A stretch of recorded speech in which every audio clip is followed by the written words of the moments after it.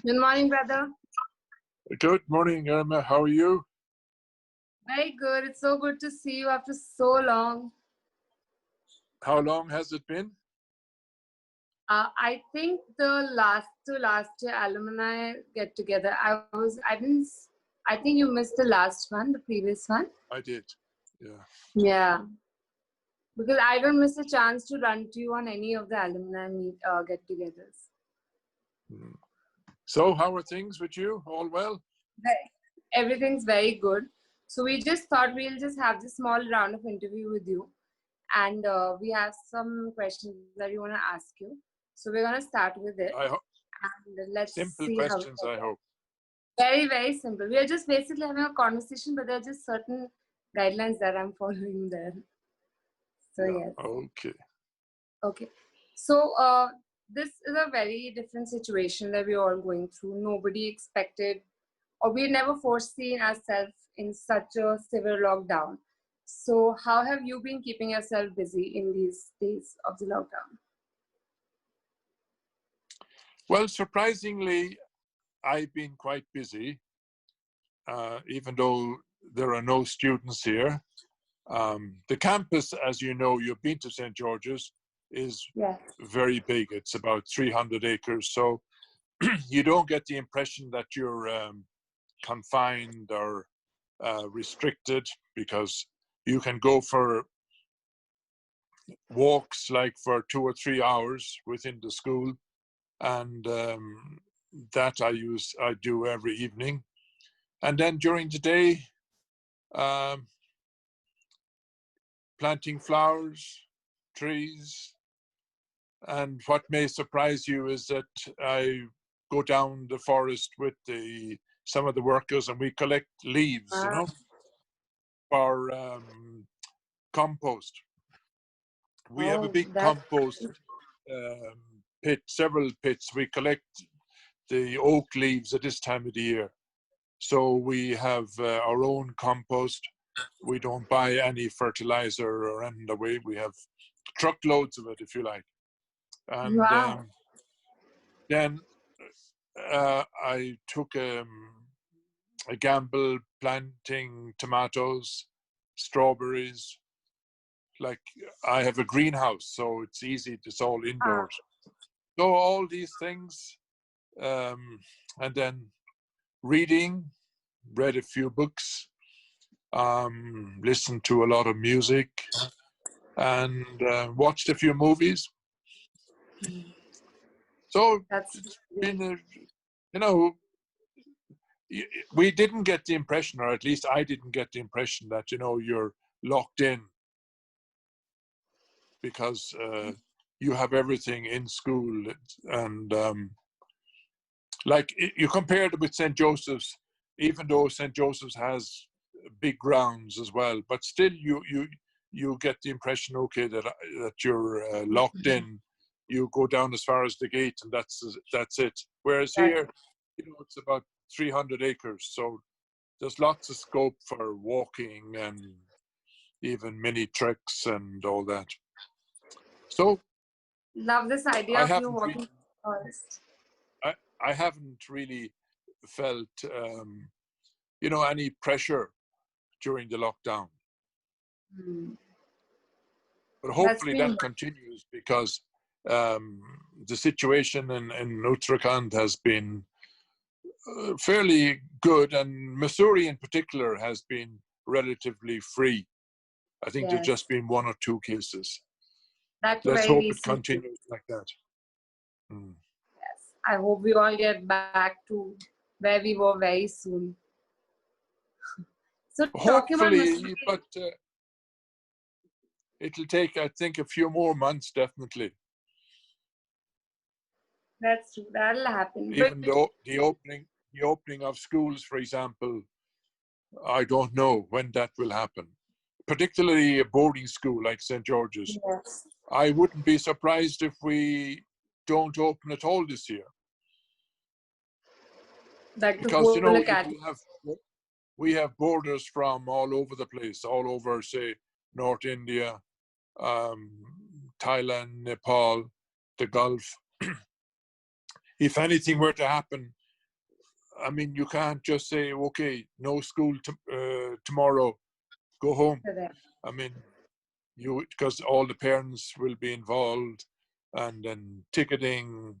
So it's a huge risk at the moment to even venture, like, to offer a date or a possible date. I'd say a day school is different. You can say, okay, there's a problem, don't come tomorrow. Whereas in a day school, you can't, or a boarding school, you can't take that risk. That's absolutely correct. But let's hope for the best for everybody and the safety for everybody. So talking about Missouri, brother, since of course things have been different, I'm so glad you are having a good time during this lockdown and being close to nature. But talking about Missouri particularly, are there any changes around you that you observed that have been happening during this lockdown? Well, I did mention to you that I've been out in the jungle and the forest a lot. The birds, lots of birds seem to have come back. At least we hear them now. Obviously, they've been there all the time, but we didn't hear them because of the noise and the commotion, in the campus. But now, when you walk out, you say, well, where have all these birds come from?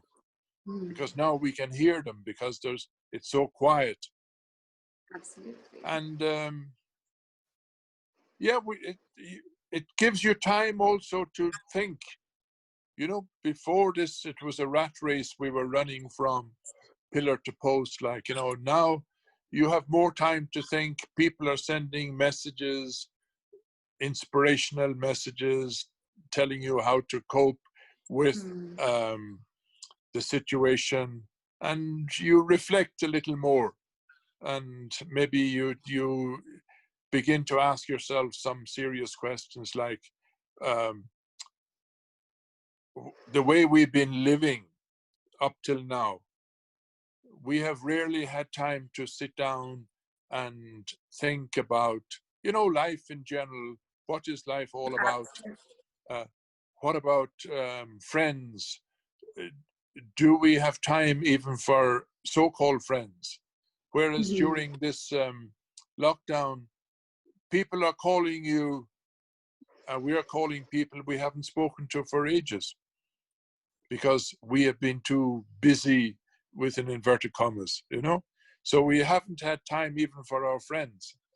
So this is a wake-up call, I think, that at the end of the day, it's people who matter, and particularly our friends, because as we get older, friends become more important, people become more important.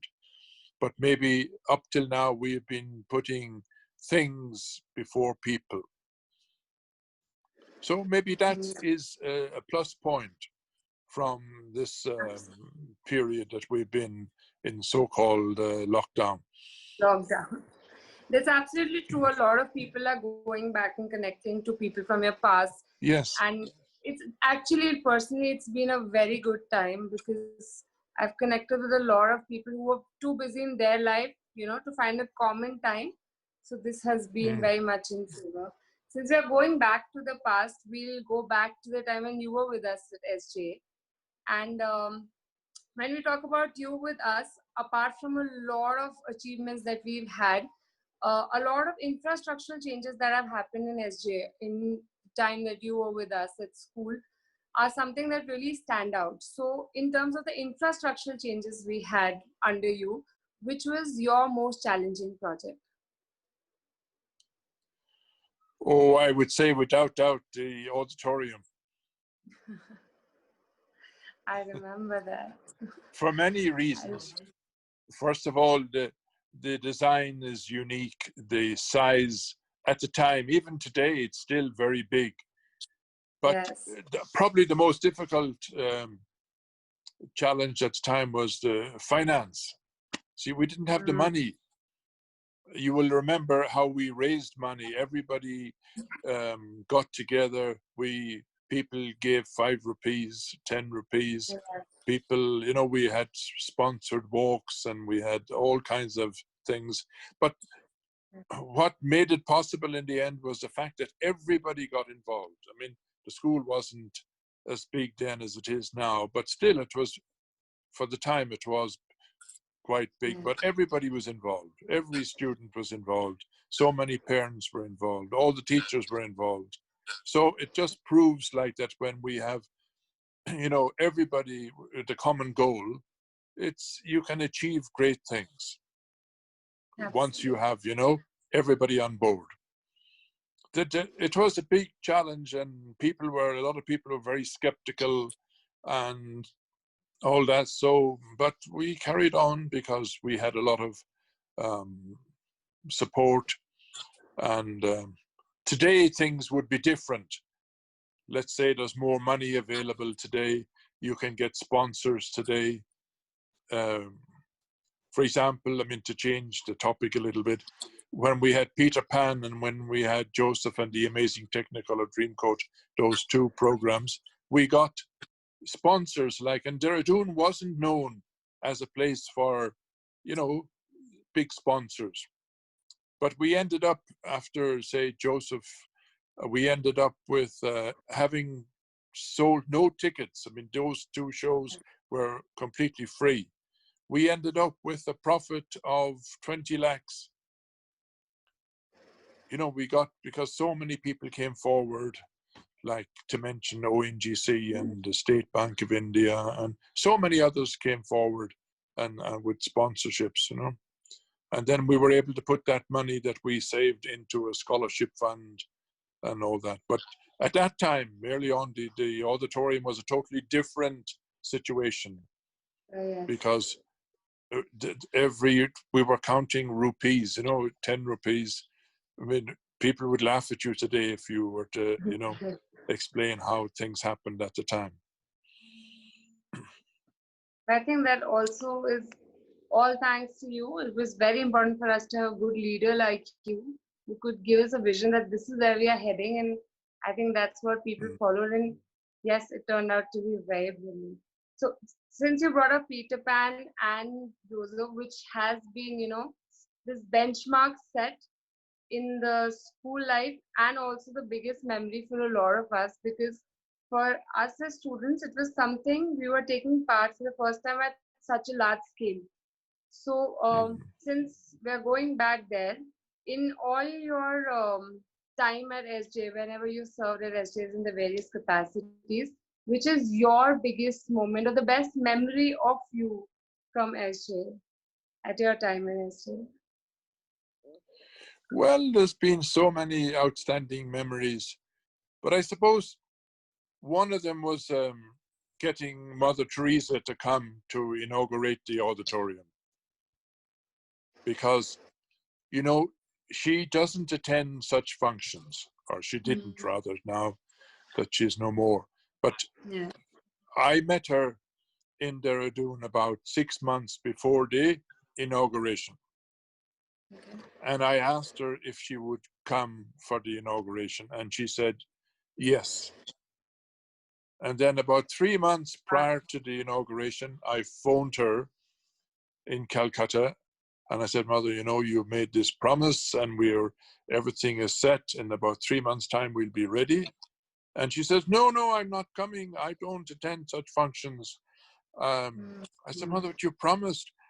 No, I may have said, you know, this, that, and the other, but no, that's it. I won't come. I can't come. I said, you have to come. I said, I have given my word. All the students and the town in general, they're all looking forward to your visit. And she says, no, forget about it. And I had a tough time convincing her. In fact, she didn't agree even on the phone. And then she told me that she would be visiting Delhi within a week or two. And she said, you can meet me in Delhi if you wish. So I went to Delhi, met her in Delhi. And again, we had this argument. I mean, you don't argue with her. I mean, she was a very tough person, very strong person. And eventually, she kind of agreed. But it was in a different context, that she would visit her sisters in various places in Saharanpur, in Meerut, and then come to Dehradun. And by the way, while she's in Dehradun, she would come. So that was unique because the auditorium is probably the only building that she has inaugurated, apart from her own houses. And that was, I mean, I couldn't tell people all the details. All I could say was, okay, she's coming, and that's it. Yeah. How she's coming, why she's coming, that's another issue. I think but regardless of how... She was, I mean, so many people were, I mean, that night, I mean, when she came, not only did she come that night for the inauguration, but she came the following morning to speak directly to the students. Wow. Other outstanding thing, of course, Joseph and Peter Pan, these were outstanding achievements because, as you mentioned, the number of students involved and the fact that these two shows were completely live. You know, yes. A lot of people thought that everything was recorded, pre-recorded. It was all, they were all live. People were actually singing and speaking, and to have so many on stage, well, that was a great learning experience for the students. You know, I would say many students learned, you know, how to face a crowd, how to speak on the stage in front of several thousand people. They learned more from these shows than they did, say, from being in class for a few years. I mean, the confidence, the skill of speaking and singing and acting. So today we have more technology. We can improve on so many things we have, but still, at the time, these were great performances by the students, and so many, you know, a couple of thousand students. It was a great experience, and a great experience for the town, because the town depends on the schools for shows. I mean, who puts on, there are no shows in Dehradun even today. People depend on the schools. Correct. I think with Peter Pan and Joseph, the amount of students that came together, I think as students for us, we were exposed to so many new things. Like exactly like you said, technology has gone way beyond from what it was back then. But back then, you know, there were a lot of things that came to us like in front of us, and we were amazed that this exists. And we actually practiced it for those 4 months, the dedicated practice sessions and learning so much new. That was fabulous. Like, I'm sure whoever has been in school at that time of Peter Pan and Joseph and has been actively or passively a part of the show will never forget the two of them. And we've been a lucky batch to experience both, so it's been great. It's been great. Then again, in fact, the students were, I mean, I would say many of the students were amazed at themselves. You know, they never believed that they had it in themselves to do such things. So it brought out the best in the students. That's absolutely correct. It was an amazing experience. I think something which we all will pleasure with us, and a special thanks to you for that one. Now that we're going back in time, I really want to pick on this also. Is there any particular student or a group of Josephites that you specifically remember, and why?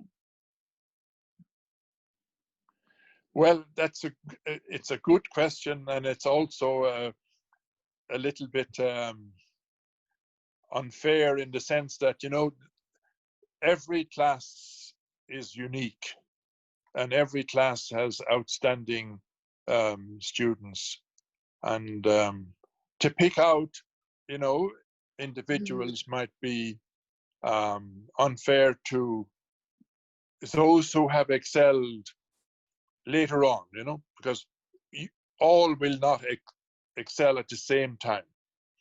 Whereas in school, as you have, you know, some stand out, some are brilliant debaters, brilliant students.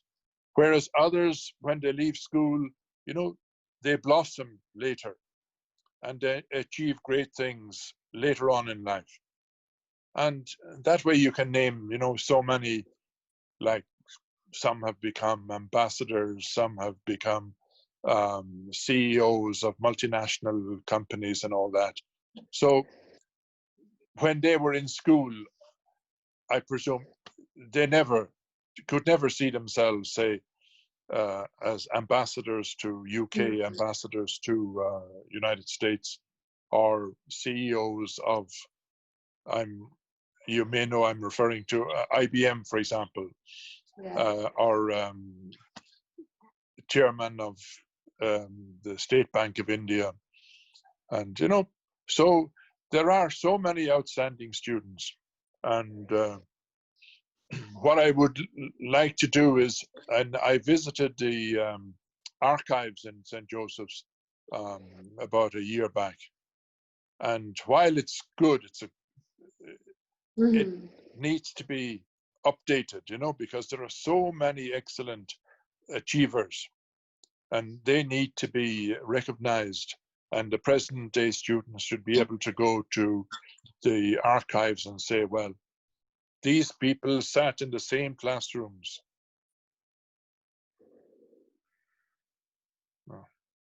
Brother, I think I lost your video. Yes. Okay. No, somebody has called. There was a call coming in. Okay. So I don't know if you have seen that movie. I may have shown it to some classes, Dead Poets Society. We have not. No, it's a great movie for students, particularly the beginning, where the teacher takes the students to the equivalent of the archives. Okay. And he talks to them about, look at all these people who have studied here in this particular school, and look what they have achieved, you know. And he gets them to imbibe that spirit.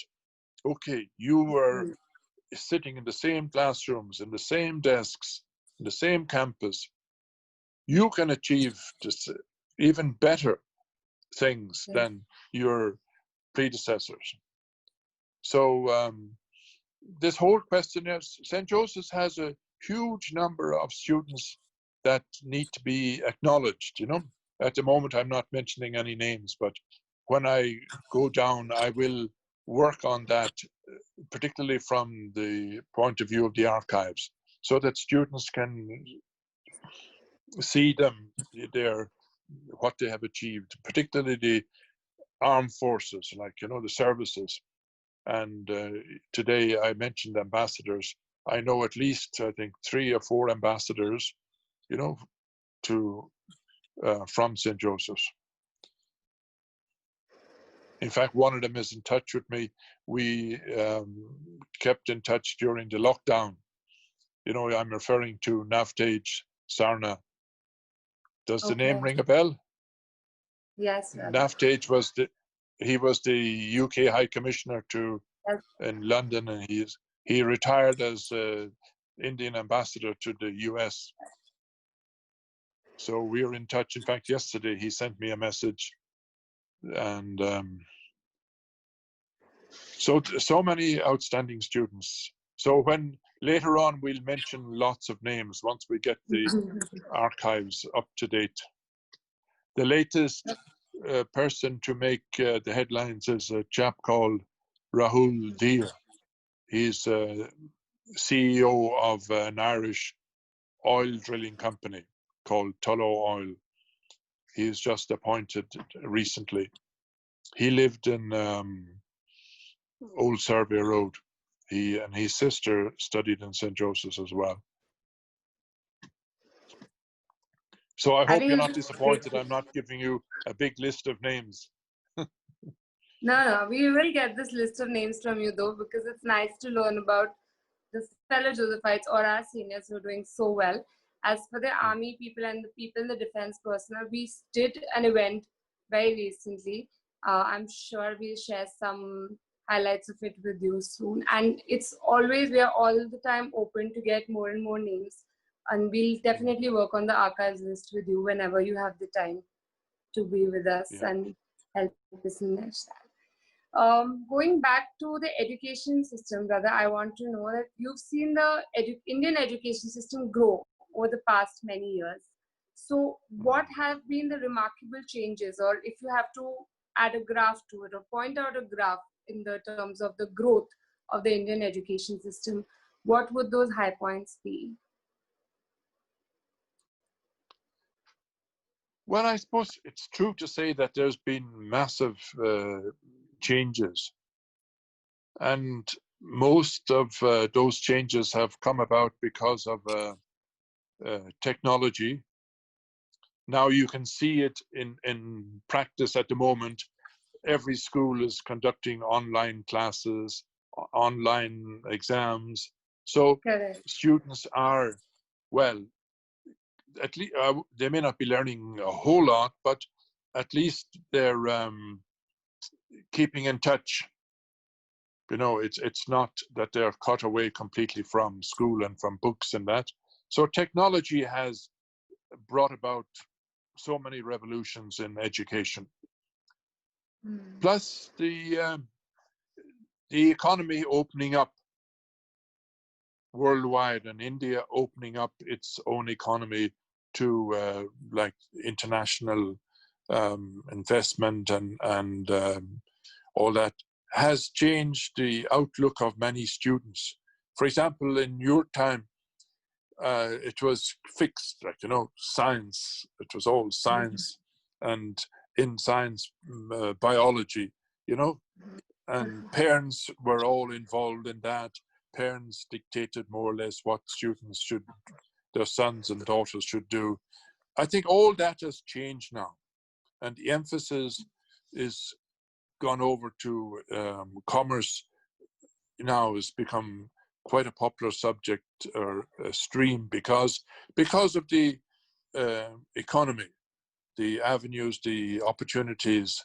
Whereas biology, for example, it's, while it's still there, the craze is not there, shall we say, because for various reasons, the expense, the number of years it takes to qualify, and then the difficulty in getting admission, there's capitation colleges, the amount of money involved.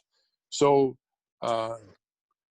people now are going into streams or taking subjects that unheard of earlier. For example, I can see from here, you have students going into from music. You have students. We have a student at the moment, a past pupil studying in one of the universities in Sydney. Wow. And majoring in music. I mean, how many parents, say 15, 20 years ago, would have allowed the sons to specialize in music and guitar? And then designing, all kinds of designing, ceramic designing, fashion designing. People are going in for these, and parents are supporting them. Parents, again, are, to put it, I suppose, in a simple way, are telling their students, follow your passion, you know, whatever you're happy with. And technology, as I said, has helped the growth. And then so many schools today are you know, take government schools, even the Kendra Vidyalas, they have upped their standards. There's some very good KVAs, very good schools. So they're copying, you know, like schools like St. Joseph's. St. Joseph's and other schools, they were the standard bearers. They were the ones showing the way. And it's good that others have copied them. And by copying, they have raised their own standards. So that is a good thing, which many don't realize. Even in Dehradun itself, you have some very good KVAs, you know, in where FRI and ONGC, and there are, how many? I don't know, it must be at least 4 or 5. So yeah, parents have choices, more choices, And that's good. In other words, more students can avail of quality education. And because of the exposure, because of the opportunities today, and all that. So education is no longer confined to the elite schools. It's no longer confined to those with money. And there are opportunities there for the average family. They can afford to send their children to schools. And more people now have realized that without education, you have no future. And conversely, people realize that with education, there are opportunities there for everyone. So that is the big change, the attitude. And people, even average families, poor families, want education because they realize that that is the future for their children. You rightly said. These are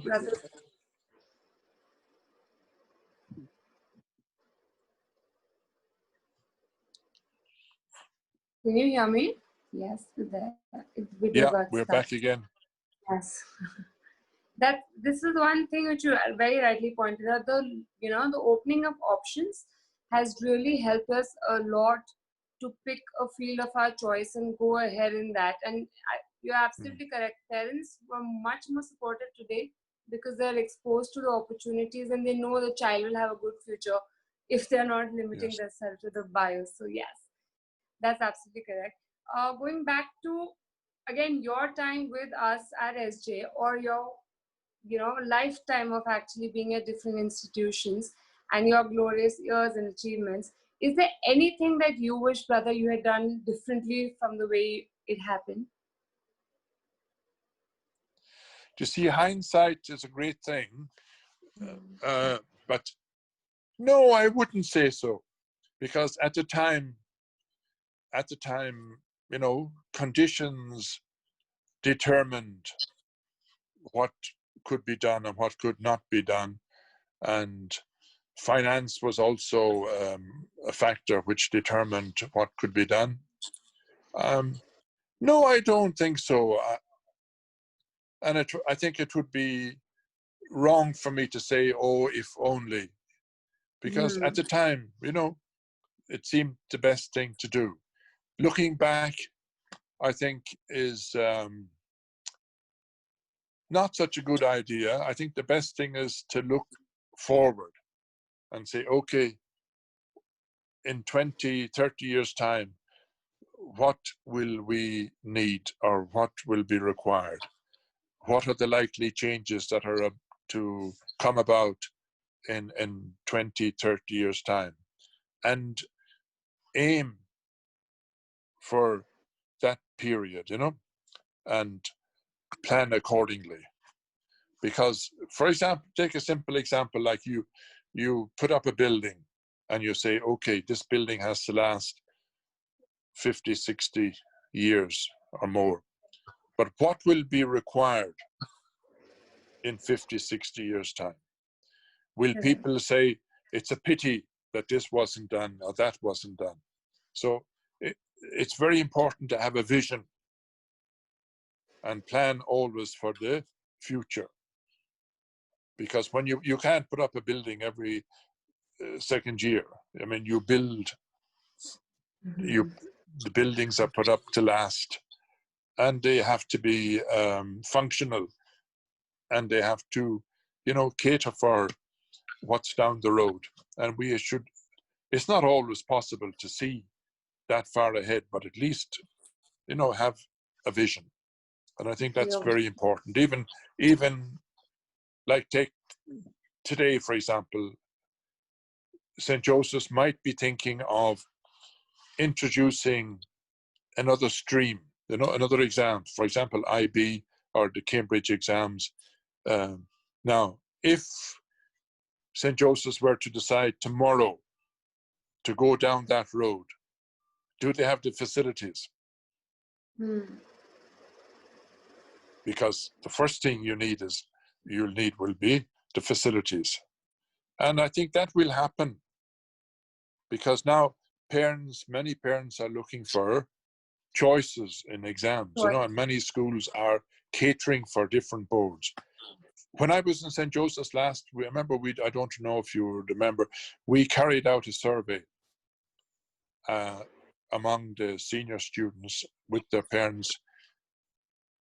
and on the possibility of introducing IB, the International Baccalaureate. And very few were interested. And the reasons were, number one, finance, because it's a very expensive exam. Number two, because most of the students were science-oriented, they didn't want to dabble in literature or the arts or in commerce, because you have to, in IB, you have the clusters, you know? If you do science, you have to have one commerce subject, one art subject. So they said, that'll be a waste of time. That's what they thought.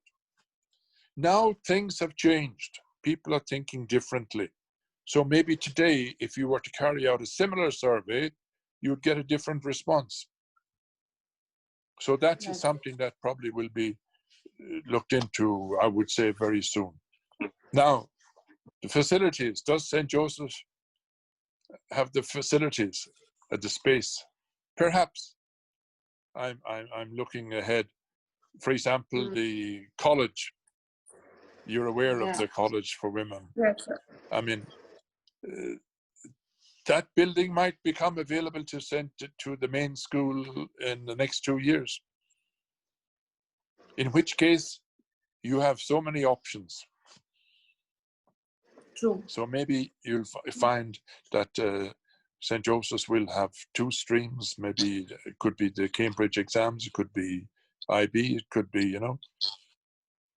Because things are changing so rapidly in today's world that, you know, anything is possible. People needs change. People think differently over the years.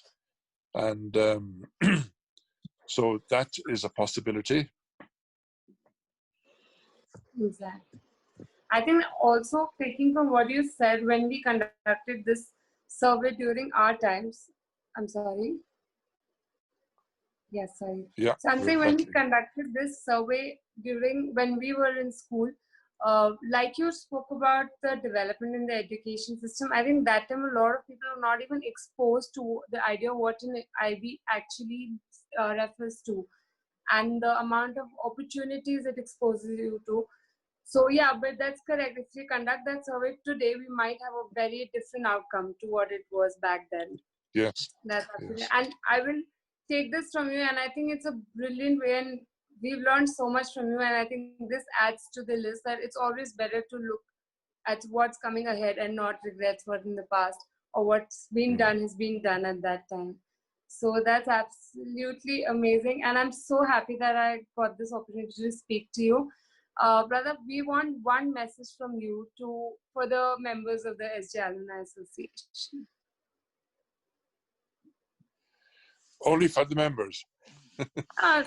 We call all of them our members. They sign up, it's their wish, but yes. But I was reading something recently where, you know, it was an address by one of these top CEOs, but I thought he left, I mean, quite an impression on me, but he was addressing students, college students, and he had just one point, and I suppose the same can apply to the alumni or to students in general in St. Joseph's. Like, your ambition should be to leave a mark, you know? Now, the question is, what kind of mark will I leave in school or in life? Not so much in school. In school, obviously, you have to prepare, but in life, for example, when you retire, can you say, well, I was, again, go back to this ambassador thing, I was ambassador to so many countries. So obviously, you would have left quite a mark in different countries for your country. You might be the CEO of a major company, a national or international company. So obviously, again, you have left a mark. So to leave a mark, I mean, we often use that expression, but when you think about it, now take a class 12 student, will he or she be mature enough to say, okay, this is my ambition to leave a mark? It could be as an army officer, it could be just helping somebody. I don't know if you're familiar with that song. We had it at You Raise Me Up. We played it a few times at assembly. Now, can somebody look up to you in life and say, you raised me up? In other words, you did something to influence me. You helped me in whatever way. So to leave a mark. And we all can leave a mark, you know, in our own way. We're all unique. We've all got different gifts, charism. We've got, so same way with your alumni, which is a smaller group. I mean, you can always say, well, I, you know, succeeded in making so many new members. I succeeded in tracing, you know, so many past pupils who maybe had been forgotten, but I have managed to contact them, bring them back into the fold, as it were, and give them recognition for what they have achieved. And one thing that I would like the alumni in Dehradun to do is to get everybody together. In other words, unity. And having splinter groups or having 2 groups or 3 groups, I think reflects badly on the school, you know. Whereas if we got everybody in, keep politics out, you know, then you'll have a good association and everybody involved, everybody contributing in one way or another. But politics, once politics creeps into then it spoils the association, because you don't have unity. And I have met a number of Josephites who don't attend functions, and they have one reason or another, you know, and you can hear when you listen to them deep down, there's some jealousy or there's some politics involved, which kills the spirit of the association. That's been our one of our agendas, brother. We are trying to alienate that whole idea in politics and the sense of competition. After all, we all come from the same school and we are all Josephites. So we want everybody to stand together. And we are going to try doing that. And thank you so much for this time that you've spared for us today. And I'm sure all the members are going to be so happy of whatever we've heard from you.